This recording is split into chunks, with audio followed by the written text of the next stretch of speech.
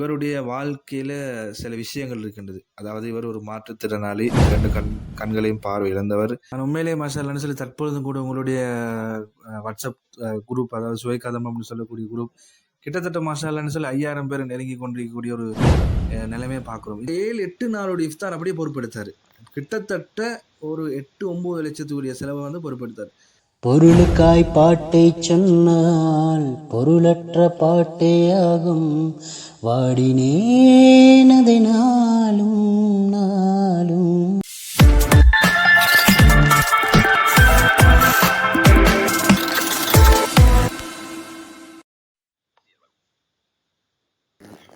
அஸ்ஸலாமு அலைக்கும் வரஹ்மத்துல்லாஹி வபரகாத்துஹு. அன்பான சகோதர சகோதரிகளே, எஸ்ஆர்எம் மீடியா மூலமாக நாம் பல பயனுள்ள தகவல்களை மாஷாஅல்லாஹ்ன்னு சொல்லி வழங்கி கொண்டே வரோம். அந்த அடிப்படையில் இன்றைய தினம் ஈதுல் ஃபித்ர் நோன்பு பெருநாளை கொண்டாடி கொண்டிருக்கக்கூடிய இந்த தருணத்தில் மிக முக்கியமான ஒரு கலந்துரையாடல் நிகழ்ச்சி ஒன்றை ஒழுங்கு செய்ய வேண்டும் என்று நாம் திட்டமிட்டிருந்தோம்.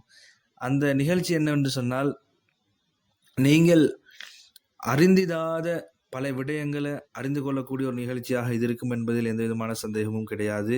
நேரடியாக நாங்கள் நிகழ்ச்சிக்குள்ள வாரத்துக்கு முன்னால் ஒரு விடயத்தை மாத்திரம் சொல்லிக்கொள்கிறேன். இன்று எங்களுடன் இணைந்திருக்கக்கூடிய சகோதரர், என்னுடைய நண்பர், பதுளை மாவட்டம் வெளிமடை பகுதியைச் சேர்ந்த முகமது ரிஃபாத்னு சொல்லக்கூடிய 2 கண்களையும் பார்வை இழந்த ஒரு சகோதரர் எங்களோடு இணைந்திருக்கிறார். இவரை பொறுத்த வகையில் மாஷாஅல்லாஹ்ன்னு சொல்லி சோஷியல் மீடியாவில் பல சேவைகளை செஞ்சு கொண்டு வரக்கூடிய ஒரு சகோதரர். அதே போன்று எங்களுடைய எஸ்ஆர்எம் மீடியாவுடைய வளர்ச்சியுடைய மிக முக்கியமான ஒரு நபராகவும் இவர் கருதப்படுறாரு. அதனால தான் நாங்கள் முதலாவது இவரையே நாங்கள் ஒரு நேர்காணல் எடுப்போம்னு சொல்லி நாங்கள் முடிவெடுத்தது. என்று சொன்னால், பின்னணியிலிருந்து எங்களுக்கு வந்து நிறைய விஷயங்களுக்கு வந்து இவர் ஹெல்ப் பண்ணிக்கிறார். அதாவது ஆர்ஜேஸுடைய விஷயங்கள் ஐக்கியம், எடிட்டர்மாருடைய விஷயங்கள் ஐக்கியம், எல்லா விஷயத்திலையும் ஒழுங்கு செஞ்சு தந்து எங்களுக்கு மாஷாஅல்லாஹ்ன்னு பக்கபலமாக இருந்து அனைத்து விடயங்களிலும் எங்களோட எஸ்ஆர்எம் மீடியாவுக்கு உதவியாகக்கூடிய எங்களோட டீம் மெம்பர் உறுப்பினரும் தான், அதே போன்று என்னுடைய நண்பரும் தான் இந்த சகோதரர் ரிஃபாத். இவருடைய வாழ்க்கையில் சில விஷயங்கள் இருக்கின்றது. அதாவது இவர் ஒரு மாற்றுத்திறனாளி, 2 கண்களையும் பார்வை இழந்தவர். அப்படி இருக்கக்கூடிய நேரத்தில் இவர் எப்படி சில சாதனைகளை சாதிச்சிக்கிறாரு அப்படின்னு சொல்லி நாங்கள் இன்றைய நிகழ்ச்சியில் வந்து உங்களுக்கு அறியத்தாரோம். ஏன்னு சொன்னால், பொதுவாக வந்து அல்லாஹ் சுப்ஹானஹு வ தஆலா உலகத்தில் வந்து அல்லாஹ்வுக்கு வந்து இயலும் எல்லாருக்கும் பார்வையை கொடுத்து எல்லாரையும் சந்தோஷமாக வாழ வைக்க இயலும். ஆனால் அல்லாஹ் எனக்கு ஏன் அப்படி ஒரு விஷயத்தை வச்சுக்கிறான்னு சொன்னால், அல்லாஹ் எனக்கு நிரூபிக்கிறான் எனக்கு இப்படியும் வாழ வைக்க இயலும் அப்படின்ற ஒன்று நிரூபிக்கிறதுக்காகத்தான் பல கோணங்களில் பேச இயலாத ஆக்கள், அதாவது ஊனமுற்ற ஆக்கள், பார்வையில்லாத ஆக்கள், இவங்களை வச்சு அல்லாஹ் என்ன செய்யறான்டா, எனக்கு வந்து எதையும் தேவையில்லை, கண் இருந்தால் தான் உலகத்தில் வாழ வைக்கணும்னு சொல்லி அல்லாஹ்க்கு எந்த தேவையும் இல்லை, வாய் இருந்தால் தான் காது கேட்டால் தான் உலகத்தில் வாழ வைக்க முடியும்னு சொல்லி அல்லாஹ்க்கு எந்த விதமான தேவையும் இல்லை அப்படின்ற விஷயத்தை நிரூபிக்கிறதுக்காகத்தான் இப்படியாப்பட்ட மாற்றுத்திறனாளிகளை உருவாக்கி வந்து அல்லாஹ் என்ன செஞ்சுக்கிறான், எங்களுக்கு படிப்பினையாக வச்சிருக்கிறான், சமூகத்துக்கு படிப்பினையாக வச்சிருக்கிறான். ஆக அன்பான சகோதரர், இந்த மாற்றுத்திறனாளிகள் வரக்கூடிய நேரத்தில் அது அங்கவினர்கள் என்று சொல்லி நாங்கள் என்ன செய்வோம், பொதுவாக சொல்லுவோம். ஆனால் அங்கவினர்கள் என்று சொல்லுவோம் மாற்றுத்திறன், அதாவது மாற்றமான ஒரு திறமையை வச்சு அவங்களோட திறமையை சாதிக்கக்கூடியதான் இந்த மாற்றுத்திறனாளின்னு சொல்றது. சரி, முதலாவது எங்களுடைய சகோதரர் ரிஃபாத் பிரதர் அவர்கள் அறிமுகப்படுத்துவோம். அவரை முதலாவது நிகழ்ச்சிக்குள்ளே சலாம் கூறி வரவேற்றுக் கொள்கிறோம். அஸ்ஸலாமு அலைக்கும் வரஹ்மத்துல்லாஹி வபரகாத்துஹு. என்ன செய்தி சகோதரர் ரிஃபாத் பிரதர், சும்மா இருக்கீங்களா? நீங்க எப்படி இருக்கீங்க? அல்ஹம்துலில்லாஹ். அதாவது இன்றைய தினம் மாஷாஅல்லாஹ் ஈதுல் ஃபித்ருடைய நோன்பு பெருநாளை மக்கள் அனைவரும் கொண்டாடி கொண்டிருக்கக்கூடிய நேரத்தில் அந்த நிகழ்ச்சியை பார்வையிடுவாங்க. அப்படி இருக்கக்கூடிய நேரத்தில் இந்த நிகழ்ச்சியில் கலந்து கொண்டதை நீங்க எப்படி உணர்றீங்க? அதாவது எஸ்ஆர்எம் மீடியாவினுடைய ஆரம்ப காலத்திலிருந்து நாங்கள் ஒன்றாக இணைஞ்சு இன்றைக்கு வளர்ச்சி அடையக்கூடிய ஒரு நிலையில் இருக்கக்கூடிய ஒரு சோசியல் மீடியா சமூக வலைத்தளமாக வளம் வந்து கொண்டிருக்கக்கூடிய எஸ்ஆர்எம் மீடியாவில் முதல் முறையாக மக்களை சந்திப்பதில் மகிழ்ச்சி, அதுவும் ஒரு சிறந்த ஒரு நாளில் முதலில் நான் எஸ்ஆர்எம் மீடியா நேயர்களுக்கு ஈதுல் ஃபித்ர் நோன்பு பெருநாள் நல்வாழ்த்துக்களையும் தெரிவித்துக் கொள்ளலாம் அப்படின்னு நினைக்கிறேன். மிக மகிழ்ச்சியாக இருக்கிறது, சந்தோஷமாகவும் இருக்கிறது. நிச்சயமாக நீங்கள் கூறியது போன்று கிட்டத்தட்ட 5 வருடங்களாக நாம் இந்த யூடியூப் தளத்தை முன்னேற்றிட்டும் சமூகத்துக்கு பிரயோசனமான தகவல்களை கொண்டு போய் சேர்க்க வேண்டும் என்று பலவிதமான முயற்சிகளை செய்திருந்தோம். இடைப்பட்ட காலங்களில் ஒரு சில தவிர்க்க முடியாத காரணங்களால் வந்து எங்களோட நிகழ்ச்சிகளை சரியான முறையில் வழங்கி கொள்ள இல்லாமல் ஒரு சில நிர்பந்தங்கள் ஏற்பட்டு அதுலேயும் எங்களுக்கு சில தடைகள் ஏற்பட்டிருந்தது. திரும்ப மீண்டும் நாங்கள் ஒரு சமூகத்துக்கு பிரயோசனமுள்ள சில தகவல்களை கொண்டு போய் சேர்க்கணும் என்ற ஒரு நோக்கத்தில் வந்து நாங்கள் திரும்பவும் முயற்சி செஞ்சுட்டு இருக்கிறோம். அந்த அடிப்படையில் இப்போ சமூகம் வந்து எங்களுடைய அதாவது இந்த நிகழ்ச்சியை பார்க்கக்கூடிய சகோதர சகோதரிகள் இந்த முக்கியமாக அதாவது இந்த எஸ்ஆர்எம் மீடியாவுக்கு நீங்கள் மறைமுகமாக இருந்து நிறைய பங்களிப்புகளை வழங்கிக்கிறீங்க. அவங்களோட வாழ்க்கை வரலாறுகளை அறிஞ்சு கொள்றதுல வந்து அவங்க நிறைய ஆசை ஆர்வம் இருக்குன்னு சொல்லி நான் நினைக்கிறேன். அப்போ அதனால உங்களுடைய வாழ்க்கையுடைய சுருக்கத்தை கொஞ்சம் உங்களோட ஆரம்பம் எப்படி அந்த அந்த கொஞ்சம் அந்த சுருக்கத்தை வந்து கொஞ்சம் தெளிவுபடுத்த. என்னுடைய ஆரம்பத்தை பற்றி சொல்லணும்னா, என் பேர் வந்து முழுமையான பேர் முஹம்மத் ரிஃபாத், பதுளை மாவட்டம் வெளிமடை பிரதேசத்தை சேர்ந்தவன். அது நீங்க ஆரம்பத்தில் அறிமுகப்படுத்திட்டீங்க. எனக்கு தற்பொழுது 33 வயதாகிறது. வேறு அதாவது ஆரம்பம்னு சொல்லி வரக்குள்ள, வாழ்க்கையினுடைய ஆரம்பம்னு சொல்லி வரக்குள்ள என்னுடைய அதிகமான காலங்கள் வானொலியோடு போன காலங்கள் தான். கிட்டத்தட்ட 25-26 வயது வரைக்கும் என்னுடைய காலங்கள் அதிகமாக வானொலியோடு 4 சுவர்த்துக்குள்ளதான் என்னுடைய அதிகமான காலங்கள். அதற்கு பின்னால தான் சமூக வலைத்தளங்கள், சோசியல் மீடியான்னு சொல்லி அடுத்த கட்டத்துக்கான வாழ்க்கை நகர ஆரம்பித்து இப்போ இப்படி இந்த நிலையில் இருக்கிறது. மாஷா அல்லாஹ்.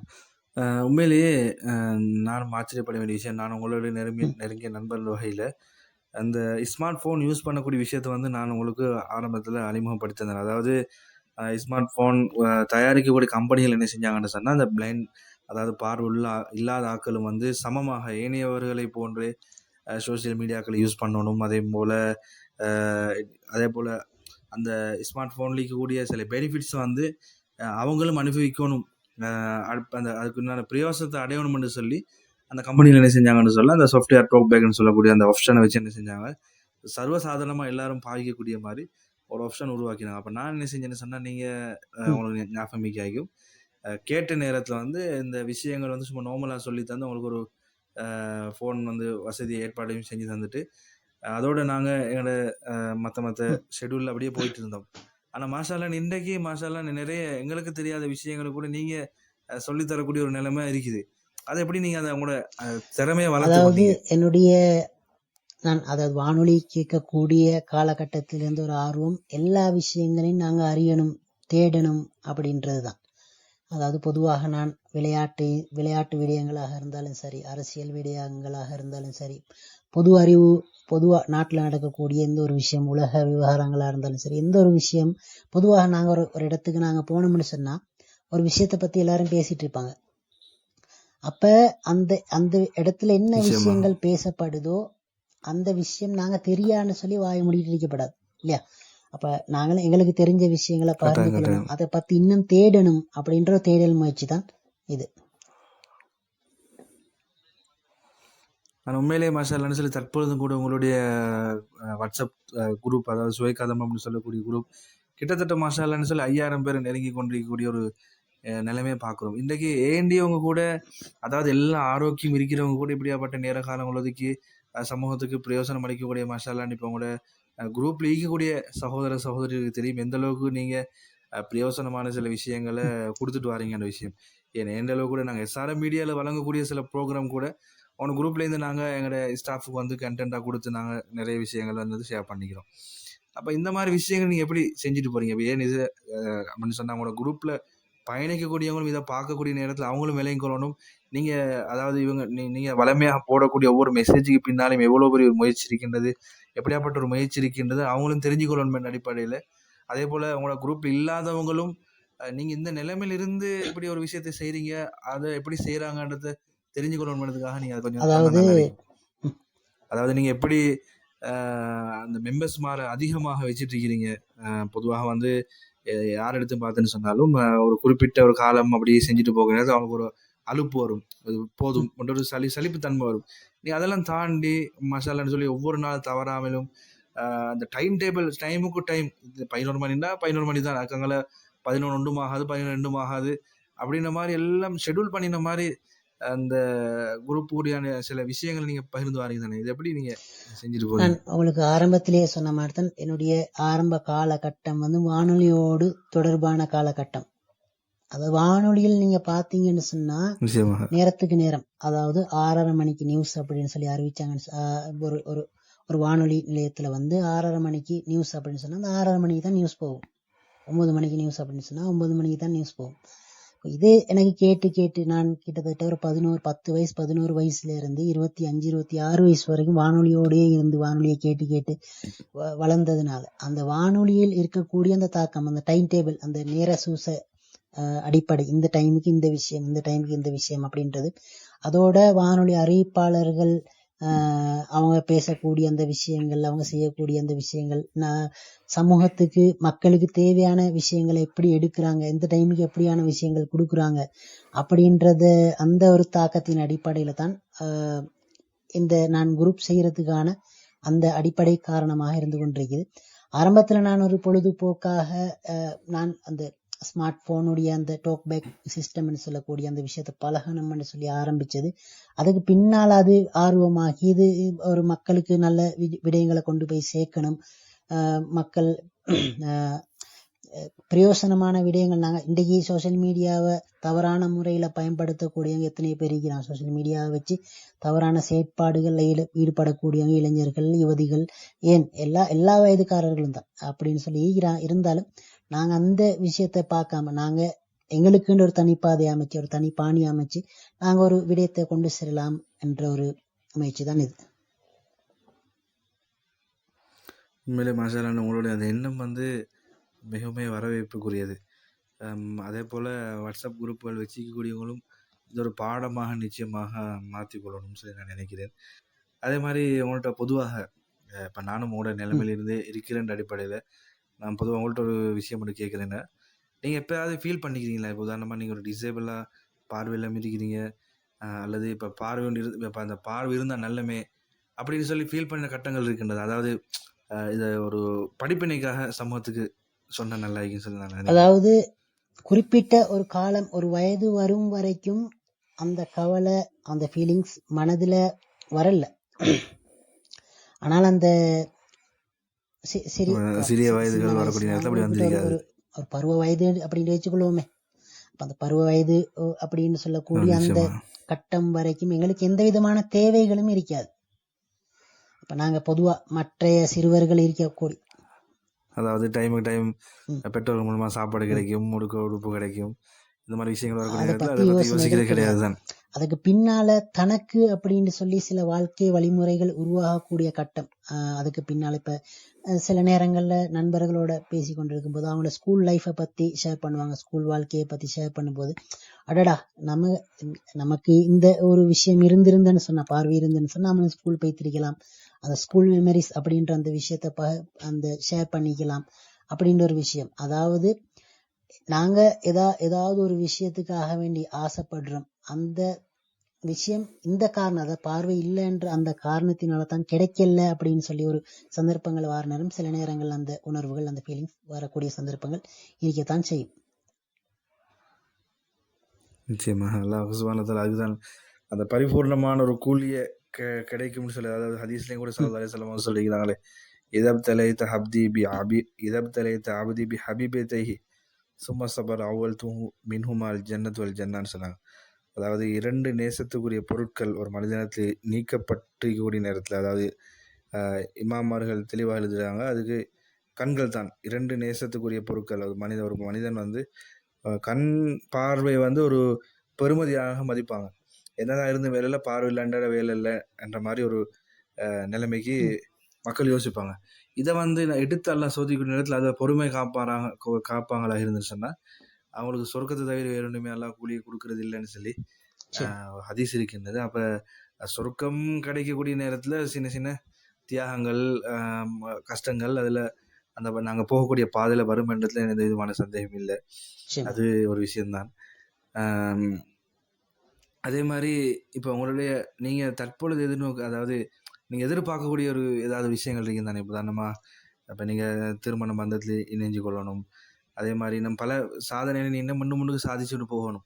என்னால் நீங்கள் ஏற்கனவே சொன்னது போல நீங்கள் நெருங்கிய நண்பர்கள் அடிப்படையில் கிட்டத்தட்ட ஒரு 6-7 வருஷத்துக்கு உள்ளால தான் நம்மளுடைய இவ்வளோ பெரிய வளர்ச்சிகள் மாஷால்லான்னு சொல்லி இருக்கின்றது. அப்போ இன்னும் முன்னுக்கு போகிறதுக்கு நிறைய சாதனைகளை நீங்கள் சாதிக்கணும்னு சொல்லி நாங்கள் ஆசைப்படுறோம். அதே போல் எதிர்பார்க்குறோம். உங்களுடைய மனதில் ஏதாவது திட்டங்கள், அதுக்குண்டான திட்டங்களை நீங்கள் அதாவது வகுத்திருக்கிறீங்களா?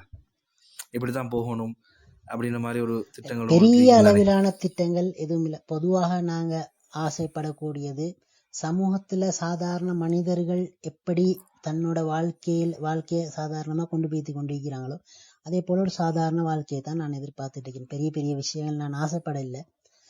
சாதாரண மனிதர்களுடைய வாழ்க்கை எப்படி பைத்து கொண்டிருக்கோ அதே மாதிரி ஒரு சாதாரண வாழ்க்கை தான். அப்போ எப்படி சொல்லி அதாவது சமூகத்தில் ஒரு சிந்தனைக்கு என்னன்னு சொன்னால், இந்த பார்வை இல்லாதவங்க, அதே போல் ஊனமுற்றவங்க, அது பொதுவாக பார்வை இல்லாதவங்க மட்டுமல்ல, டிசேபிள், அது ஊனமுற்றவங்க, மாற்றுத்திறனாளிகள் அனைவரையும் பார்த்து பொதுவாக அந்த பாவம் என்று சொல்லி ஒரு இன்னசென்ட் என்ன செய்வாங்கன்னு பார்ப்பாங்க.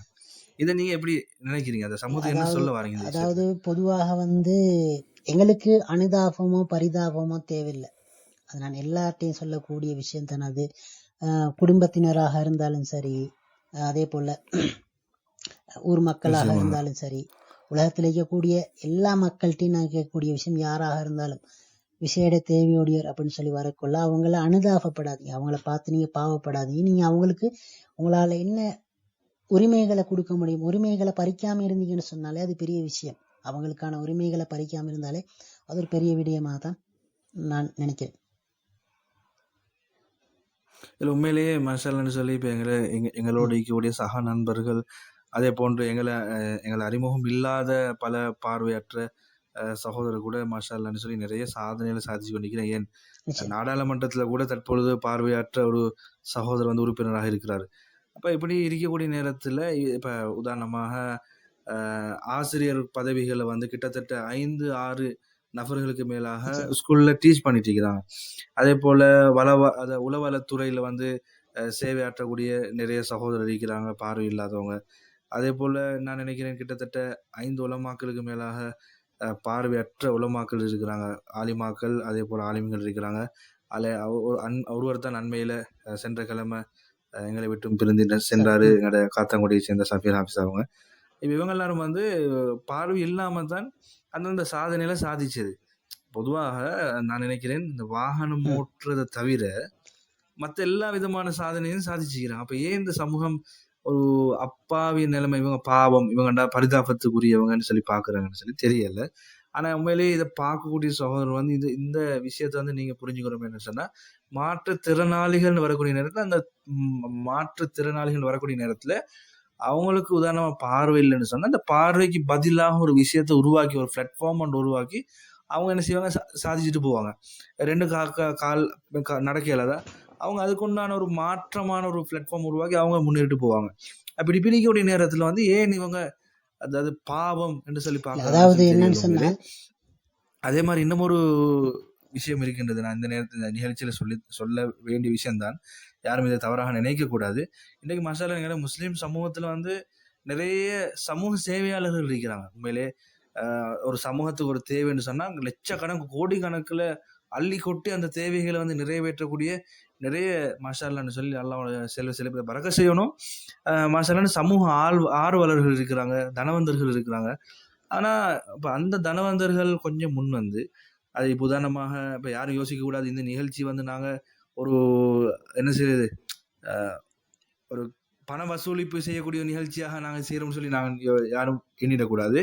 அதாவது இப்ப நாங்க சொல்லக்கூடிய விஷயம் எங்களுக்கு அந்த எந்த விதமான தேவையும் இல்லை. இதுக்கு பிறகு வளர்ந்து வரக்கூடிய அதாவது மாற்றுத்திறனாளிகளுக்கு ஒரு பிளாட்ஃபார்ம் அவங்க வாழ்க்கைக்கு முன்னேறி கொண்டு போறதுக்கு ஒரு பிளாட்ஃபார்ம் சமூகம் செஞ்சு கொடுத்தா நல்ல சொல்லி நான் யோசிக்கிறேன். இது சம்பந்தமா நீங்க என்ன கருத்து சொல்லுவாங்க? அதாவது பொதுவாக முதல்ல நான் ஆரம்பத்துல நீங்க சொன்ன விஷயம், அதாவது பரிதாப நிலையில மக்கள் பார்க்கக்கூடிய விஷயம் அப்படின்னு சொல்லி வரக்குள்ள, நிறைய பேர் நினைச்சிட்டு இருக்கிறாங்க கண் பார்வை இல்லைன்னு சொன்னா ஒருத்தர் வந்தாருன்னு சொன்னா வாய் பேச இல்லாத ஒருத்தர் வந்தாருன்னு சொன்னா அது ஒரு நோய் அப்படின்னு சொல்லி நினைச்சிட்டு இருக்கிறாங்க. இப்போ உதாரணத்துக்கு நிச்சயம் அப்படி ஒரு தோற்றிக்கு உதாரணத்துக்கு நான் இப்போ ஒரு பஸ்ல போறோம், பஸ்ல ஏற்றம் லெட்டெக் இல்லை இன்னும் சீட்டக் திண்ட நோயாளிகள் வந்திருக்கிறார் சீட் ஒன்று கொடுங்க அப்படின்னுவாங்க. நோயில் அதாவது நாங்கள் அந்த விஷயத்த நாங்கள் முற்று முழுதாக அந்த விஷயத்த மறுக்கிறோம். அதாவது நோயின்னு சொல்லக்கூடிய காய்ச்சல், அந்த கொலஸ்ட்ரால், பிரஷர், தலைவலின்னு சொல்லக்கூடியது அது மாதிரி நோய்கள் இல்லை. இது வந்து நோய் இல்லை, இது மனிதனுக்கு அல்லாஹ்வால் கொடுக்கப்பட்ட ஒரு நியமத்தின் கூட நாங்க சொல்லலாம். என்னைய பொறுத்த வரைக்கும் இது ஒரு மாற்றுத்திறன். அப்ப இது நிறைய பேர் எண்ணங்கள் இருக்கிறது வந்து இது ஒரு நோய் அப்படின்னு ஒரு எண்ணம். அந்த எண்ணம் இருக்கக்கூடாது, இது நோய் இல்லை அப்படின்றத மக்கள் பொதுவாக எல்லாரும் ஏற்றுக்கொள்ளணும். அப்படி ஏற்றுக்கொள்ளக்கூடிய நிலைமைகள் வந்தன்னு சொன்னால் நீங்க சொன்ன மாதிரி அந்த அனுதாப பார்வை, பரிதாப பார்வை அப்படின்ற அந்த விஷயம் இல்லாமல் போறதுக்கான வாய்ப்புகள் இருக்கு. ஆனா உண்மையிலே நீங்க சொல்லக்கூடிய நேரத்துல நாங்க அனுபவ ரீதியா பார்த்த ஒரு விஷயம் என்னன்னா, மாற்று மத அதாவது பெரும்பான்மை சமூகத்தை சேர்ந்த மக்கள்கிட்ட வந்து இந்த சிந்தனை குறை உண்மையாக. ஏன்னா அவங்க பெரும்பான்மை சமூகத்தை பொறுத்த வகையில அதாவது பார்வை இல்லாத சகோதரர்களா இருந்துன்னு சொன்னா பார்வை உள்ள நல்ல உடல் ஆரோக்கியம் உள்ள சகோதரிகள் நிறைய பேர் வந்து முன்னு உட்காந்து வாழ்க்கை கல்யாணம் முடிச்சு திருமணம் முடிச்சு அதாவது குழந்தைகள்னு சொல்லி அவங்க நல்ல ஒரு சாதாரணமான லைஃப் வந்து போகக்கூடிய ஒரு சாதாரண லைஃப்க்கு வந்து கொண்டு போகக்கூடிய நிலைமையை வந்து நாங்கள் பெரும்பான்மை சமூகத்தை பார்க்குறோம். அதே மாதிரி இப்போ முஸ்லீம் சமூகத்துலேயும் மீக்கிறாங்க இல்லைன்னு இல்லை. இப்போ நான் திருமணம் முடிச்சுக்கிறேன், நான் ஏற்கனவே சொன்ன எங்களோட காலம் சென்ற எங்களை விட்டு பிரிந்த சஃபீர் ஹாஃபிஸ் அவங்க திருமணம் முடிச்சுக்கிறாங்க. இப்படி நிறைய பேர் இருக்கிறாங்க மாஷா அல்லாஹ். ஆனாலும் அந்த திருமணம் முடித்தவங்களோட ஒய்ஃப்மாரோட பின்னணி எடுத்து பார்த்தேன்னு சொன்னால் ஒரு பெரிய ஒரு சவாலுக்கு மத்தியில் தான் முடிச்சிருப்பாங்க.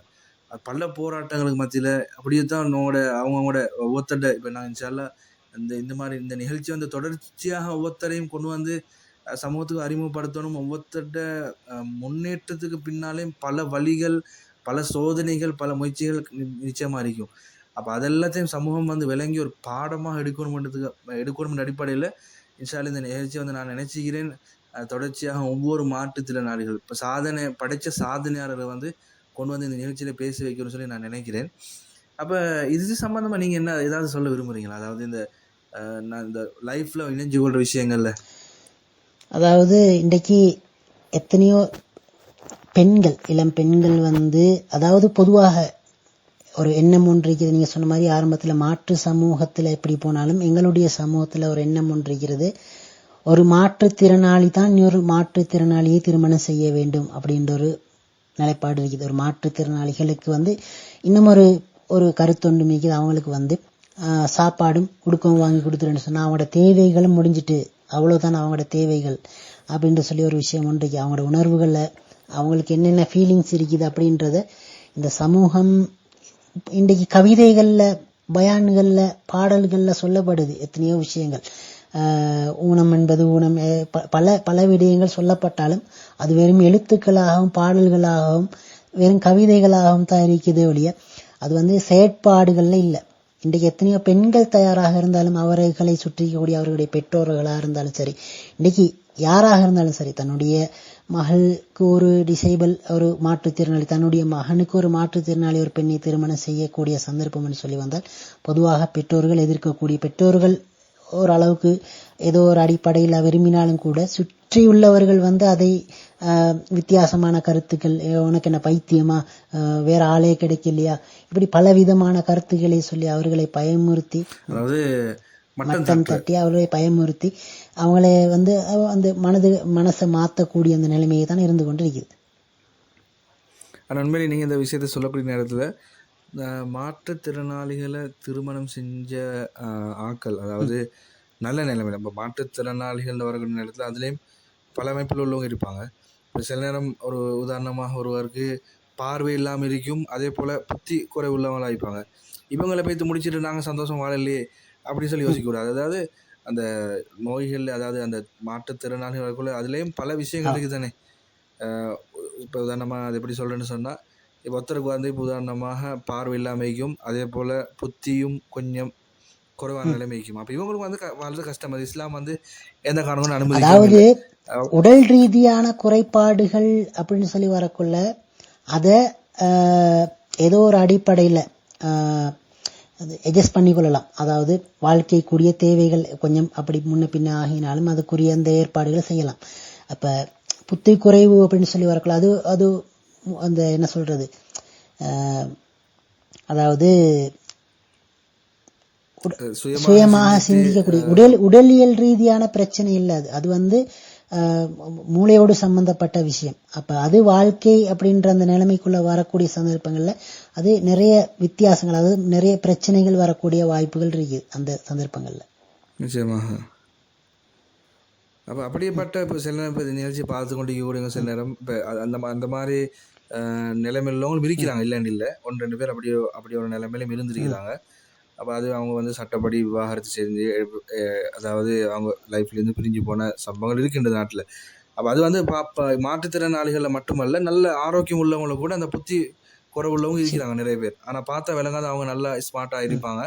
ஆனால் அவங்களுக்கு லைஃப்பை எப்படி கொண்டு போகணும்னு சொல்லி அந்த திறமை இல்லாமல் இருக்கும். அது இல்லாமல் பொதுவாக வந்து நல்ல படித்தவங்க, திறமை உள்ளவங்க, இப்போ உங்களுக்கு அதாவது மாற்றமான விஷயத்தை வச்சு பிளாட்ஃபார்ம் ஒன்று உருவாக்கி சாதிச்சு கொண்டு போகக்கூடிய சாதனையாளர்களை வந்து திருமணம் செஞ்சவங்க யாருமே வந்து என்ன செய்யலைன்னு சொன்னால் சொல்லல, இவங்களை முடித்தது அநியாயம், இவங்களை வந்து நாங்கள் திருமணம் செஞ்சு எங்களோட வாழ்க்கையில் ஒரு தவறான முடிவு எடுத்துட்டோம் அப்படின்னு சொல்லி இது வரைக்கும் யாருமே எந்த விதமான கம்ப்ளைண்ட் பண்ண சரித்திரமும் இலங்கையில் இல்லை. ஏன் உலக நாடுகள் இருக்கோ எனக்கு தெரியல. ஆனால் பொதுவாக வந்து என்னன்னு சொன்னால் ஏனைய அதாவது சாதாரணமான மக்களை திருமணம் முடித்து வாழக்கூடிய பெண்களை விடவும் இவங்க சந்தோஷமாக வாழக்கூடிய ஒரு சூழல் வந்து நாங்கள் பார்க்குறோம். அது சம்மந்தமாக நீங்கள் என்ன நினைக்கிறீங்க? அதாவது அதை எப்படி அது சாத்தியமாகும்னு சொல்லி நீங்கள் சமூகத்துக்கு சொல்ல விரும்புகிறீங்க? அதாவது பொதுவாக சொல்லப்படுது, குர்ஆன்லையும் சொல்லப்படுது, ஹதீஸ் மூலமாகவும் சொல்லப்படுது, மனிதர்களை படைக்கிறதுக்கு 50,000 வருடங்களுக்கு வந்து அல்லாஹ் அவங்களுக்குரிய ரிஸ்கை வந்து படைச்சிட்டான். யோசிக்க தேவை. அப்ப நிறைய பேர் யோசிக்கிற வந்து மாற்றுத்திறனாளி ஒரு ஆளை திருமணம் செஞ்சுன்னு சொல்ல அவங்க சாப்பாட்டுக்கு என்ன செய்வாங்க, அவரை இப்படி வாழ வைப்பாங்க அப்படின்ற அந்த யோசனை தான். அதை மக்கள் புரிஞ்சுக்கொள்ளணும். உண்மையாகவே வந்து ஈமான் உள்ளவங்களா இருந்தேன்னு சொன்னா, கலாக்கதிரை நம்பக்கூடியவங்களா இருந்தேன்னு சொன்னா, யாரை திருமணம் செஞ்சாலும், அதாவது மாற்றுத்திறனாளிகள், அதை நான் யாரையும் சொல்லி வரக்குள்ள இதுல நிறைய விஷயங்கள் அடங்கும். யாரையும் வேணாலும் திருமணம் செய்யலாம் அப்படின்னு சொல்லி யாரையும் வித்தியாசமா நினைக்க கூடாது. நான் சொல்றது மாற்றுத்திறனாளிகளுடைய விடயங்கள். அப்ப மாற்றுத்திறனாளிகளை திருமணம் செஞ்சாங்கன்னு சொன்னா அவங்களோட சாப்பாடு விஷயங்கள், உடைய விஷயங்கள், அவங்களோட வாழ்வாதார விஷயங்கள் பாதிக்கப்படும் அப்படின்னு சொல்லி அவங்களோட எண்ணங்கள் வந்துன்னு சொன்னா நீ அது கலாக்கதிரை நம்பாத ஒரு ஈமான் இல்லாத ஒரு விடயமாகத்தான் நான் கருதுவேன் என்னை பொறுத்தளவில். என்ன சொன்னால் இப்போ உதாரணமாக இது வரைக்கும் அப்படியே பற்றி எந்த விதமான கம்ப்ளைண்ட் கூட இல்லை.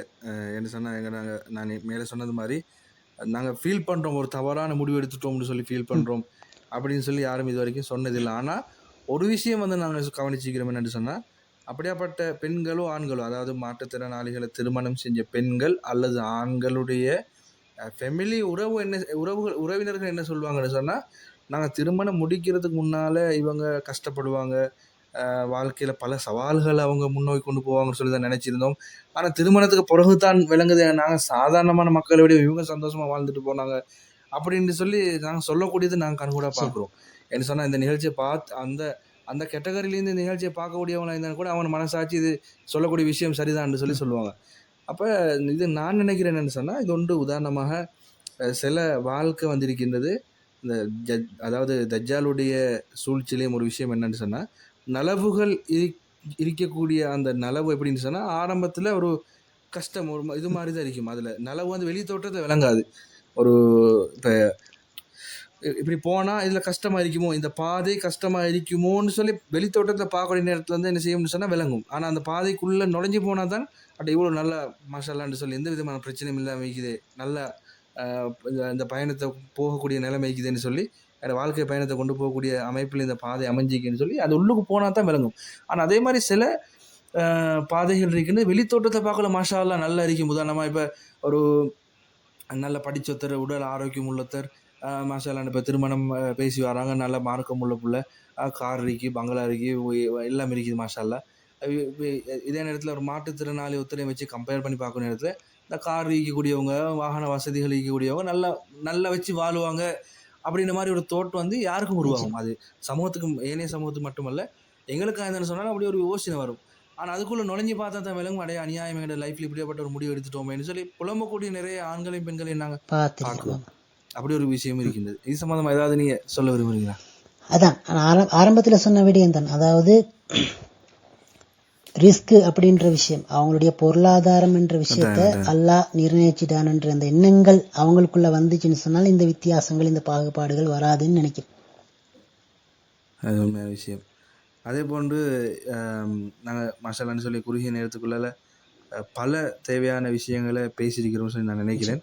அதே மாதிரி நாங்கள் ஏற்கனவே ஆல்ரெடி இன்னொரு விஷயம் சொல்லியிருந்தோம். மசாலான்னு எங்களை முஸ்லீம் சொசைட்டியை பொறுத்த வகையில் நிறைய விஷயங்களுக்கு மாஷாலான்னு சொல்லி தனவந்தர்கள் முன் வராங்க. அண்மையில் கூட ஒரு கொழும்புல ஒரு பகுதியில் மஸ்ஜிதுடைய ஒரு தேவைக்காக கிட்டத்தட்ட 4 கோடிகள் அந்த மஸ்ஜிதுடைய தேவையை நிறைவேற்றதுக்காக தேவைப்பட்டிக்குது. அப்போ அவங்க என்ன செஞ்சுக்கிறாங்கன்னு சொன்னால் குறிப்பிட்ட ஆட்களுடைய லிஸ்ட் அவங்கள்ட்ட இருக்கு. இப்போ உதாரணமாக எங்களோட ஏரியாவில் இன்னும் ஆட்கள் தான் பணக்காரர்கள்னு சொல்லி பெஸ்ட்டில் பணக்காரர் ஆகிக்கிறாங்கன்னு சொல்லி ஒரு லிஸ்ட் ஒன்று இருக்கும் தானே. அப்போ அந்த லிஸ்ட்டை என்ன செஞ்சுக்கிறாங்கன்னு சொன்னால் எடுத்து ஒரு 25 பேர் என்ன செஞ்சு அவங்க தெரிவு செஞ்சுக்கிறாங்க. தெரிவு செஞ்சு 25 பேர்ட்டையும் முன் வச்சுக்கிறாங்க இந்த கோரிக்கையை. இப்படி தான் 4 கோடி பணம் எங்களுக்கு தேவைப்படுது, இதை நீங்கள் என்ன செய்றீங்கன்னு சொன்னால் தாரீங்களான்னு கேட்குறது. 4 பேரும் 25 பேரும் சொன்ன விஷயம் என்னென்னு சொன்னால், எங்களுக்கு பிரித்து நாங்கள் தரமாட்டோம். இப்போ அவங்க பள்ளி நிர்வாகம் யோசிச்சு என்னென்னு சொன்னால், எல்லாரும் சேர்ந்து கொஞ்சம் கொஞ்சம் போட்டு ஒரு உதாரணமாக 25 லட்சம் மொத்தம் 30 லட்சம் அப்படி இப்போ ஏதாவது ஒரு கலெக்ஷன் ஒன்று செஞ்சு இந்த 3.5 கோடியை திரட்டிடலாம்னு சொல்லிட்டு அவங்க பிளான் பண்ணியிருந்தாங்க. ஆனால் அந்த 25 பேரும் வச்ச கோரிக்கை என்னன்னு சொன்னால், நான் தனியாக தான் தருவேன் இந்த 3.5 கோடியை, 4 கோடி பணத்தையும் வந்து தனியாக தான் தருவேன் என்று சொல்லி அவங்க ஆர்குமெண்ட் பண்ண ஆரம்பிச்சிட்டாங்க.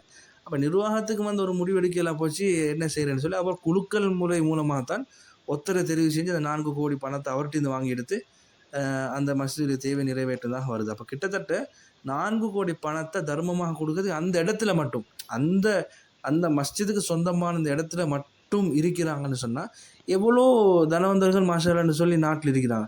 அப்போ இந்த தனவந்தர்கள் கொஞ்சம் முன் வந்து அதாவது இப்போ வளர்ந்து வரக்கூடிய இந்த மாற்றுத்திறனாளிகள் இனம் கண்டு அவங்களுடைய திறமைகளை இனம் கண்டு உதாரணமாக படிக்கிறாரா, படித்து அவருக்கு ஏதாவது ஒன்று அமைப்பை செஞ்சு கொடுத்து ஒரு ஒரு தொகை வந்து இப்போ நீங்கள் 5-6 கோடினா கூட அள்ளி இறக்கிறதுக்கு தயாராகிறீங்க தானே மாஷாலான்னு சொல்லி.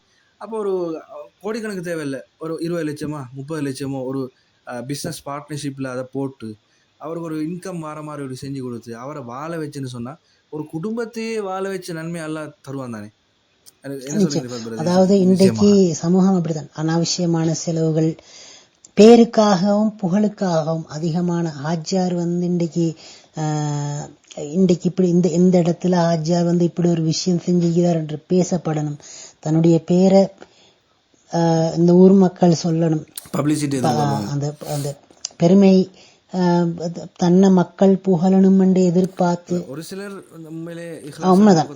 அண்மையில் கூட நான் ஒரு சம்பவத்தை அதாவது SRA மீடியாவில் நாங்கள் பதிவு செஞ்சிருந்தோம் இல்லையா, கலிலிய பிரதேசத்தில் நடந்த ஒரு சம்பவம். இது போன்றவர்களும் இருக்கிறாங்க தான், இது போன்றவர்களும் இருக்கிறாங்க தான். ஆனால் அதிகமான 100% இன்றைக்கு நோன்பு காலங்கள், அந்த நோன்பு காலங்களில் வந்து சாமான்கள் எல்லாம் கொடுக்குறாங்க. இந்த ஹாஜியார் வந்து அவங்களுக்கு சாமான் கொடுத்துட்டு வர சொன்னார், துவா செஞ்சுவாங்க அப்படின்னு சொல்லி. அல்லாஹ்க்கு தெரியுமே அவங்க யாருக்கு கொடுத்தா, யார் எந்த ஹாஜியார் கொடுத்தாருன்றது அல்லாஹ்க்கு தெரிஞ்சா போதும் தானே இல்லையா. அப்ப இது மக்கள் வந்து அவங்களோட பேரை சொல்லி இவங்களுக்கு நீங்க துவா செய்யுங்கன்னு சொல்ல வேண்டிய அவசியம் இல்லை. அப்ப அவங்க துவா செஞ்சாங்க, மக்கள் சொல்றாங்க எந்த அளவுக்குன்னு சொன்னா, துவா செய்யுங்கன்னு சொல்லி ஒரு பொருளை கொடுத்தா கூட அந்த துவாவை அந்த பொறுமதி எதிர்பார்த்தானதுக்காக அந்த சதக்காவுடைய பிரதிபலனை அடைய மாட்டாங்கன்னு சொல்லி சொல்லப்படுது. அதாவது அல்லா இடத்துல மட்டும்தான் அந்த குர்ஆனான விஷயங்கள் எதிர்பார்க்கணுமே தவிர மக்களுடைய துவாவை கூட சதக்கா கொடுக்கக்கூடிய நேரத்தை எதிர்பார்க்க கூடாது என்று சொல்லுவாங்க. அதாவது அல்லாஹ்வுக்கு தெரியும் இன்னார்தான் இவங்களுக்கு சதக்கா செஞ்சாங்கன்றது அல்லாஹ்வுக்கு தெரியும். அப்ப அவங்க துவா செஞ்சாங்கன்னு சொன்னா நிச்சயமாக அது வேற யாருக்கும் அந்த நன்மைகள் போகாது இல்லையா. அல்லாஹ் அறிஞ்சவன் தானே, அல்லாஹ் எல்லாத்தையும் அறிஞ்சவன். அப்ப அல்லாஹ் அந்த நன்மைகளை யாருக்கு கொடுக்கணுமோ அவர்களுக்கு அந்த நன்மைகள் போய் சேரும். அப்ப இது இப்ப மக்கள் அதிகமானவங்க வந்து அதுக்காக வேண்டி பேருக்காகவும் புகழுக்காகவும் தன்னை புகழணும் என்றதுக்காக வேண்டியும் தான் இன்றைக்கு சதகாக்களையும் தான தர்மங்களையும் செய்து கொண்டிருக்கிறாங்களே வெளியே மக்களை. இப்போ நீங்கள் சொல்லக்கூடிய நேரத்தில் எனக்கு இன்னொரு விஷயம் ஞாபகம் வருது. இப்போ இந்த வருஷம் ரமலானில் இப்போ அதாவது இன்றைக்கு எத்தனை தேதி, மார்ச் 20, அதாவது மார்ச் 31 அதாவது எனக்கு சரியா டேட் ஞாபகம் இல்லை. அந்த இதில் ஃபித்ருடைய தினத்தில் நாங்கள் இருக்கிறோம். அப்போ இந்த இந்த ரமதானில் வந்து நடந்த ஒரு விஷயம் என்னன்னு சொன்னால், ஒரு நபர் என்ன செஞ்சு ஒரு கஷ்டவாளி என்ன செஞ்சுக்கிறார், ஒரு ஹாஜியரை சந்தித்து ஒரு 5000 ரூபா ஒரு 10,000 குறிப்பிட்ட ஒரு அமௌண்ட்டுக்குள்ளே வந்து ஒரு உதவி ஒன்று கேட்டுக்கிறார். அப்போ அவர் என்ன செஞ்சுக்கிறார், சமகாலத்தில் இருக்கக்கூடிய ஒரு பிரச்சனையை வந்து, அதாவது பொருளாதார சிக்கல், வியாபாரம் இல்லாத பிரச்சனை, இந்த பிரச்சனையை வச்சு என்ன செஞ்சுக்கிறான்னு சொன்னால் அவரை கஷ்டங்களை கூறி என்ன செஞ்சுக்கிறாரு, அவரை இப்போக்கு எனக்கு உதவி செஞ்சு கொள்ளக்கூடிய அமைப்பு இல்லை அந்த மாதிரி ஒரு விஷயத்த சொல்லிட்டு திரும்ப மஸ்ஜிதால் வந்திருக்கிறாங்க, அதாவது இஃப்தாருடைய விஷயத்துக்கு. அப்போ அவர் கிட்டத்தட்ட ஒரு 7-8 நாளுடைய இஃப்தார் அப்படியே பொறுப்பெடுத்தார். கிட்டத்தட்ட ஒரு 8-9 லட்சத்துக்குரிய செலவை வந்து பொறுப்பெடுத்தார். உண்மையிலே நான் யோசிச்ச விஷயம், ஒரு தனி மனிதன் கேட்கக்கூடிய நேரத்தில் உன்ட்டு 10,000 ரூபா இல்லை, உனக்கு வியாபாரம் இல்லை, எல்லாம் கஷ்டம். ஆனால் பப்ளிசிட்டியால் வந்து கேட்கக்கூடிய நேரத்தில் 8-9 லட்சத்துக்கு கூட மக்கள் தயாராகிறாங்களே. அப்படியும் எங்களோட சமூகத்தில் சீதைகள் இருக்கிறாங்க. மாஷா அதாவது ஒரு பள்ளிவாசனுடைய ஒரு இமாமுடைய வீடு தேவைக்காக வேண்டி ஒரு 50,000 ரூபா பணத்தை கொடுக்கறதுக்கு யோசிச்ச மக்கள் இருக்கிறாங்க. அதே நபர் வந்து பேருக்காகவும் புகழுக்காகவும் இன்னொரு இடத்துல பெண்களுக்குரிய ஒரு மதுரசா கட்டுறதுக்காக 4 கோடி கொடுத்ததாக தகவல். இப்படியான சில விஷயங்களும் நடந்து கொண்டு தான் இருக்கிறது. அதாவது அந்த காலங்கள், அதாவது முன்னைய காலங்களை பொறுத்த வகையில் தனவந்தர் என்ன செய்வாங்கன்னு சொன்னால், அந்த பப்ளிசிட்டிக்காக வந்து சதக்காக்கள் செய்ய மாட்டாங்க. அண்மை காலத்தில் வரலாறுகளை கூட நாங்கள் படிச்சுக்கிறோம். ஒரு இமாம் என்ன செஞ்சாராம், ஊரில் வந்து கஞ்சன்று சொல்லி பேர் தான் மசாலான்னு சொல்லி கோடி கோடியாக வருமானம் வருது, நல்ல செல்வ செழிப்போடுகிறார், அவரும் சதம் அவர் தான தர்மம் செய்ய மாட்டார் மக்கள் முன்னுக்கு. மக்கள் யோசிச்சாங்கன்னா, இவ்வளோ தூரம் வந்து இவன் சம்பாதிக்கிறாரு இல்லை செய்கிறாங்க, அப்படி ஒரு சாமான் பார்சலை கூட இவருக்கு தார அளவுக்கு என்ன வக்கீலையா எங்கட பாசலை சொல்றேன்டா என்ற மாதிரி ஒரு யோசிக்கிறாங்க. ஒரு மிகப்பெரிய கஞ்சனாகத்தான் அவரோட வாழ்நாளில் அவர் வாழ்ந்துக்கிறாரு. இவர் என்ன செய்யறாரு, திடீர்னு வஃபாத் ஆகிறாரு. உங்களுக்கு சம்பவம் தெரிஞ்சுக்கின்னு நினைக்கிறேன்.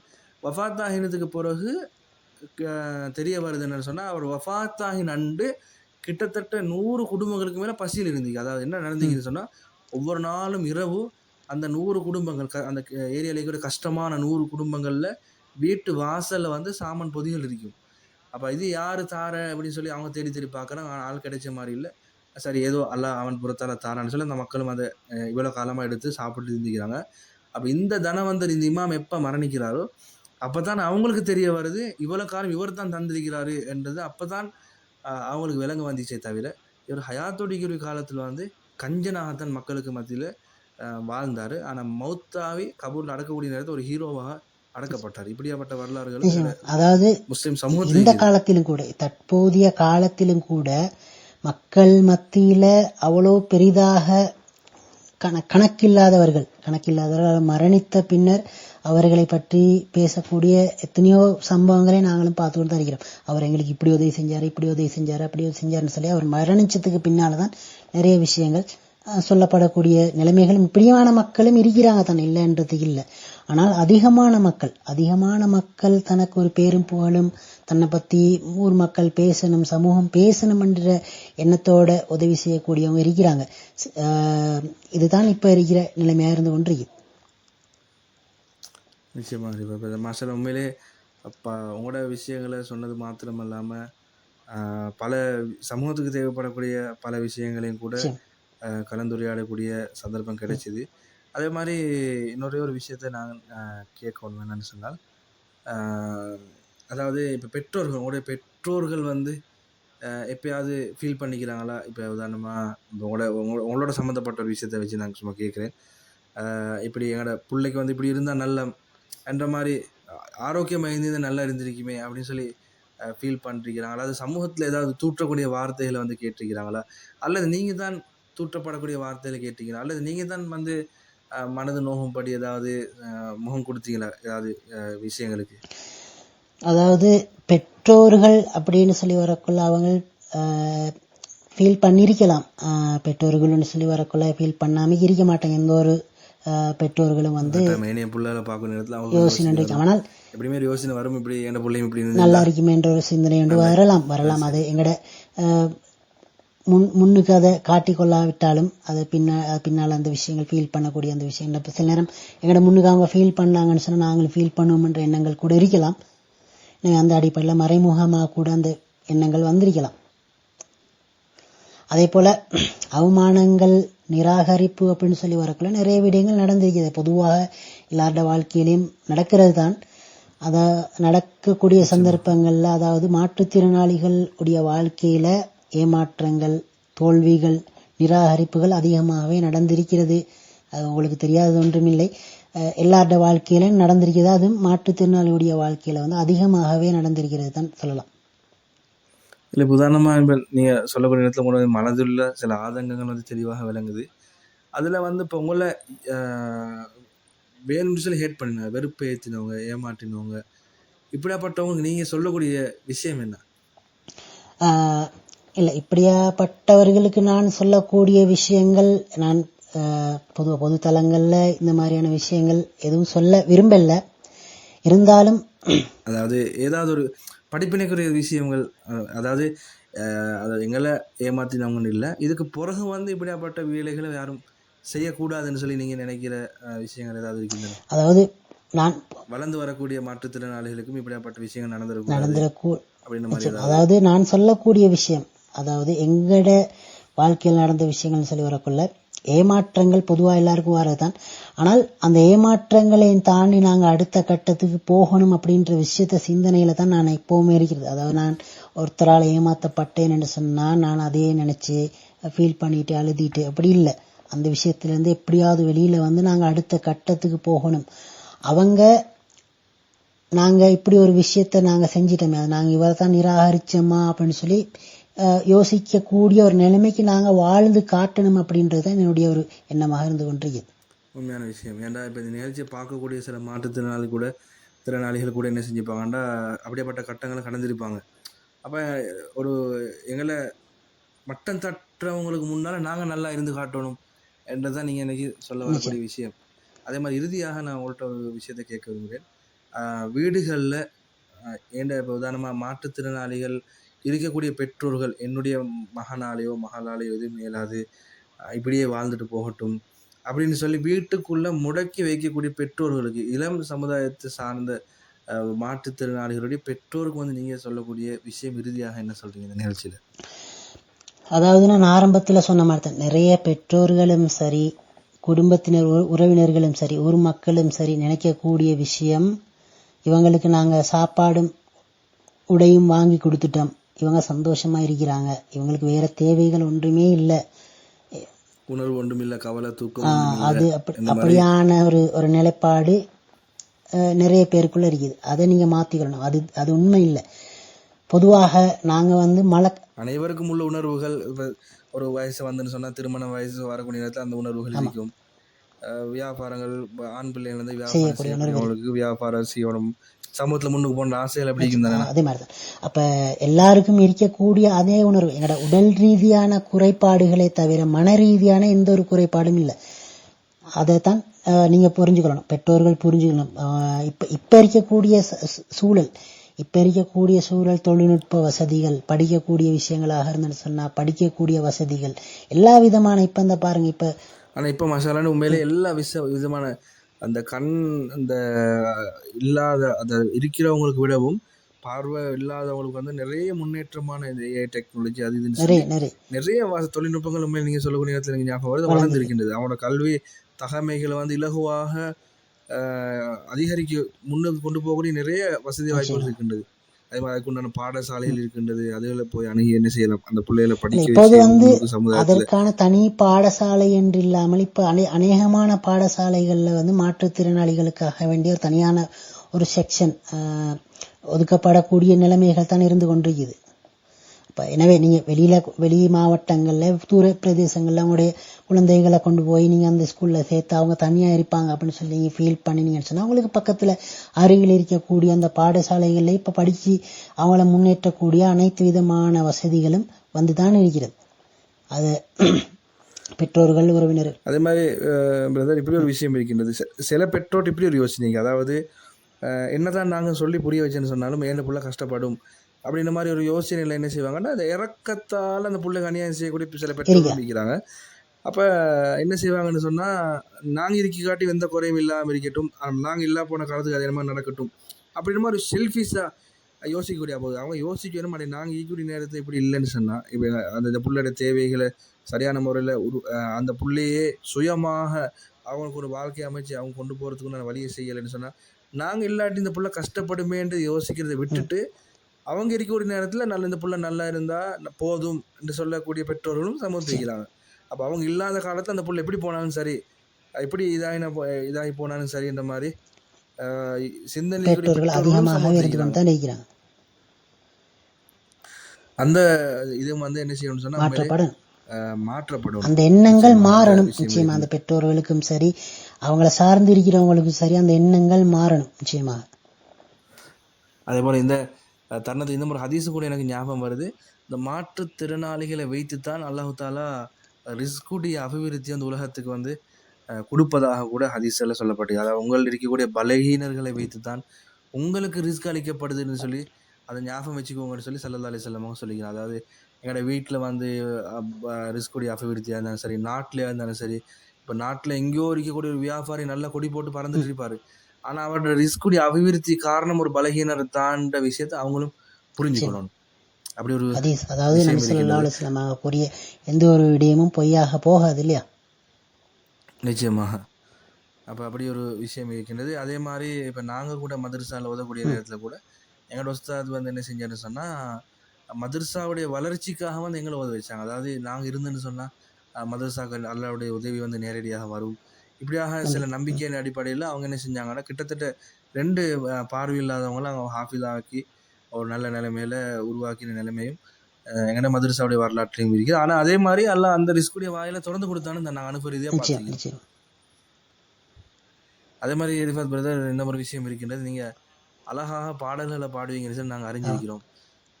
சமூகத்துக்கு வந்து இந்த நிகழ்ச்சியுடைய எண்டிங்கில் வந்து உங்களுடைய பாடலுடைய ஒளிபரப்போம் அப்படின்னு சொல்லி நாங்கள் நினைச்சிக்கிறோம். இன்ஷா அல்லாஹ் அதில் நீங்கள் ஏதாவது விரும்புகிறீங்களா? நிச்சயமா நிச்சயமா, நாங்கள் அந்த விடயத்தையும் சேர்த்துக்கொள்ளலாம் இன்ஷா அல்லாஹ். இன்ஷா அல்லாஹ் இந்த நிகழ்ச்சியோட இறுதியில் நாங்கள் பேச வேண்டிய விஷயங்களை நான் நினைக்கிறேன் அதிகமாக பேசிட்டோம்னு சொல்லி நினைக்கிறேன். இந்த மாதிரி ஏதாவது இறுதியாக இந்த நிகழ்ச்சியில் ஏதாவது நீங்கள் சொல்ல விரும்புகிறீங்களா? அதாவது இந்த நிகழ்ச்சியுடைய சுருக்கமாக நான் சொல்லக்கூடிய விஷயம், பொதுவாக வந்து நான் ஆரம்பத்திலிருந்து சொன்ன விஷயங்கள் தான். அதாவது மாற்றுத்திறனாளிகளை வித்தியாசமான முறையில் பார்க்காம, நீங்கள் எப்படி இருக்கிறீங்களோ, உங்களுடைய உணர்வுகள் எப்படி இருக்குதோ அதே போல தான் அவர்களுக்கும் உணர்வு இருக்கின்றதை இந்த சமூகம் புரிஞ்சு கொள்ளணும். அதே மாதிரி எல்லா விடயங்கள்லையும், அதாவது தொழில் செய்யக்கூடிய விடயங்களாக இருந்தாலும் சரி, திருமண விடயங்களாக இருந்தாலும் சரி, இன்றைக்கு திருமண விடயங்கள் என்று சொல்லி வரக்குள்ள நிறைய விஷயங்கள், நிறைய நாங்கள் மாற்றுத்திறனாளிகளோடு அதிகமாக பேசுகிறோம், கதைக்கிறோம். அவருடைய உணர்வுகள் பகிர்ந்து கொள்ளக்கூடிய சந்தர்ப்பங்களில் இந்த திருமணம் என்று சொல்லக்கூடிய அந்த விடயங்களில் நிறையவே அடி வாங்கியிருக்கிறாங்க. அப்படியான சந்தர்ப்பங்கள் அதிகமாக உறவினர்களால் அடி வாங்கினவங்க நிறைய பேர் இருக்கிறாங்க. உறவினர்கள், ஆமாம், உறவினர்கள் மூலமாக அடி வாங்கினவங்களும் இருக்கிறாங்க தான், இல்லைன்னு சொல்லல. இதில் கிட்டத்தட்ட எனக்கு தெரிந்த ஒரு 7-8 பேருக்கு மேலே உறவினர்கள் மூலமாக, ஏன்னா அவங்க யோசிக்கிறது, அடே நாங்கள் வெளியில் போய் திருமணம் செய்கிறத விடவும் என்ன புரிஞ்சு கொண்ட என் குடும்பத்தை சார்ந்த ஒரு பெண் அல்லது ஒரு ஆண் என்னோட திருமண பந்தத்தை இணைஞ்சு கொண்டுன்னு சொன்னால் என்ன புரிஞ்சு அவங்க என்ன செய்வாங்க, நடந்து கொள்வாங்கன்னு சொல்லி அந்த அவங்கள ஆழமாக நேசிக்க தொடங்குவாங்க. அதுக்கப்புறம் என்ன இருக்குன்னு சொன்னால் அவங்க இடைநிலையில் அப்படியே விட்டுட்டு போன நிறைய சம்பவங்கள் நாங்கள் பார்த்துக்கிறோம். நிச்சயமா அப்படி ஒரு விஷயமும் சமூகத்தில் இருக்கிறது. ஆனால் அவங்களுக்கு நான் சொல்லக்கூடிய விஷயம் என்னன்னு சொன்னால், நீங்கள் வாழ்க்கை கொடுத்து நன்மை அடையணும்னு சொல்லி நீங்கள் அவங்களுக்கு ஆர்வங்களை தூண்டி அதுக்கு பிறகு உங்களுக்கு உடன்பாடு இல்லைன்னு சொல்லி விட்டுட்டு போகிறத விடவும், விட்டுட்டு போய் நீங்கள் அந்த ஒரு அநியாயம் செய்யப்பட்டவங்களை மாறுறதை விடவும், அப்படி உங்களுக்கு ஒரு ஐடியா இல்லைன்னு சொன்னால் அந்த சப்ஜெக்டை நீங்கள் யோசிக்காம நல்ல சொல்லி நான் நினைக்கிறேன். நீங்கள் எப்படி நிச்சயம், அதாவது உங்களுடைய பிரச்சனைகள் பொதுவாக அதிகமாக சொல்லக்கூடிய, பொதுவாக காதல் அப்படின்ற ஒரு விஷயம் இந்த இடத்துல பேசப்படுது. அப்போ நான் உங்களை விரும்புகிறேன், நான் உங்களை திருமணம் செய்ய ஆசைப்படுறேன் அப்படின்னு சொல்லி சில ஆண்களும் சரி பெண்களும் சரி ஆசையான விடயங்கள், அதாவது ஏதோ ஒரு அடிப்படையில் சொல்லிட்டு அதுக்கு பின்னால் தன்னுடைய பெற்றோருக்கு விருப்பம் இல்லை, உறவினர்களுக்கு விருப்பம் இல்லைன்னு சொல்லி போகக்கூடிய நிலைமை தான். இப்போ இவங்களுக்கு ஆரம்பத்திலேருந்து தெரியும், அதாவது நாங்கள் இப்படி ஒரு விஷயத்தை இப்படி ஒரு முடிவெடுத்தோம்னு சொன்னால் எங்களுடைய பெற்றோர்கள் நிச்சயமாக விரும்ப மாட்டாங்க, உறவினர்கள் இதை ஏற்றுக்கொள்ள மாட்டாங்க. அப்படி ஒரு நிலைமை இருக்கும் பட்சத்தில் நீங்க அந்த விஷயத்தை நாடாமைக்கிற இப்படி ஒரு விஷயத்தை முடிவு எடுக்காமைக்கிறது சிறந்ததாக இருக்கும் அப்படின்னு நான் நினைக்கிறேன். நிச்சயமாக மாஷால்லான்னு சொல்லி இந்த நிகழ்ச்சி மூலமாக பல விஷயங்களை நாங்கள் பேசியிருக்கிறோம் குறுகிய நேரத்துக்குள்ளால. சரி.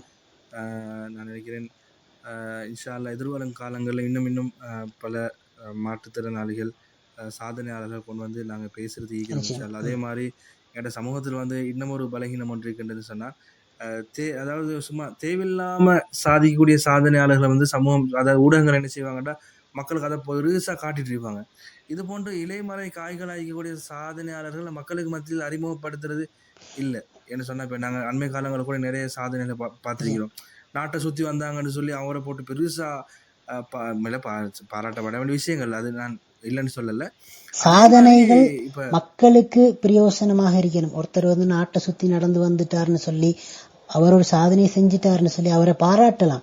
ஆனா அதற்கு அவரை தலையில தூக்கி வச்சு கொண்டாடக்கூடிய அளவுக்கு அவர் அவ்வளவு பெரிய சாதனை படைத்துட்டாரா அப்படின்னு சொல்லி பார்த்தேன்னு சொன்னால் அவருடைய சாதனை மக்களுக்கு எந்த ஒரு பிரயோசனமும் அளிக்காத ஒரு அது கிட்டத்தட்ட மிச்சம் போத்தையில் ஒரு 60-70 வருஷங்களுக்கு முன்னால எங்களோட அப்பா அவனோட காலங்களில் கூட கொழும்புகளுக்கு வந்து என்ன செய்வாங்க நடந்து போய் வருவாங்க. இதெல்லாம் சாதனைன்னு சொல்ல முடியாது. சாதனைன்னு சொல்றது இப்படியாப்பட்ட இல்லாம இது ஏலான்னு சொல்லி நினைக்கக்கூடிய ஒரு ஏலாத ஒரு விஷயத்தை சாதிக்கிறதா உண்மையான சாதனை. இதைத்தான் சமூகமும் என்ன செய்யணும் இடம் கண்டுகொள்ளணும். அதே போன்று ஊடகங்களும் வந்து என்ன செய்யணும் இந்த மாதிரி சாதனையாளர்கள் தான் நீங்க என்ன செய்யணும் மக்களுக்கு மத்தியில் பப்ளிஷ் பண்றது உங்களுக்கு கட்டாய கடமை சொல்லி நான் நினைக்கிறேன். இல்லாட்டி கண்டதெல்லாம் அந்த சாதனை என்று சொல்லி பேர்ல மக்களுக்கு மத்தியில் அதையும் உருவாக்கி விட்டுட்டு உண்மையான சாதனையாளர்களை மறைச்சு இதாக்குறது நான் நினைக்கிறேன் அது சமூகத்துக்கு செய்யக்கூடிய அநியாயம் நினைக்கிறேன். அந்த விஷயத்தையும் ஞாபகப்படுத்தினவனாக இன்ஷா அல்லாஹ் இந்த நிகழ்ச்சி உங்களுக்கு பயனளிக்கும் பட்சத்தில் அவங்களோட நண்பர்கள் ஃபேமிலி உறுப்பினர்களுக்கும் ஷேர் செய்யுங்க.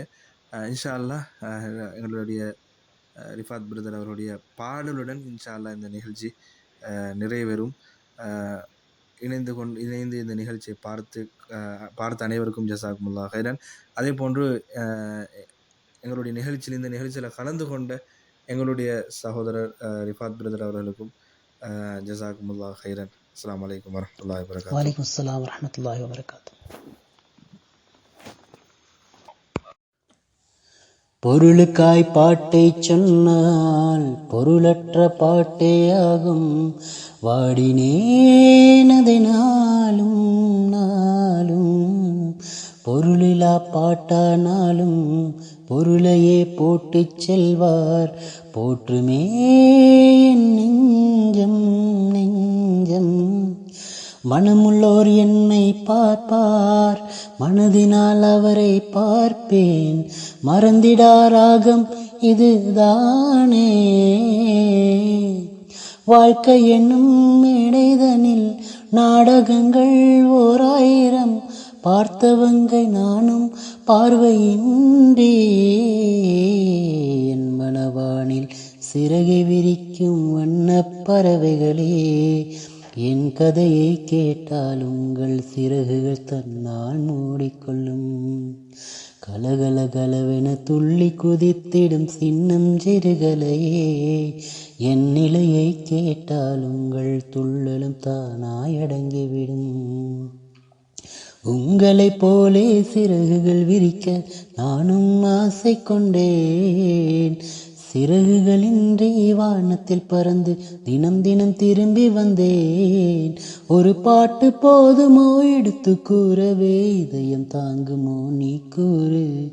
என் மனவானில் சிறகை விரிக்கும் வண்ணப் பறவைகளே, என் கதையை கேட்டால் உங்கள் சிறகுகள் தன்னால் மூடிக்கொள்ளும்.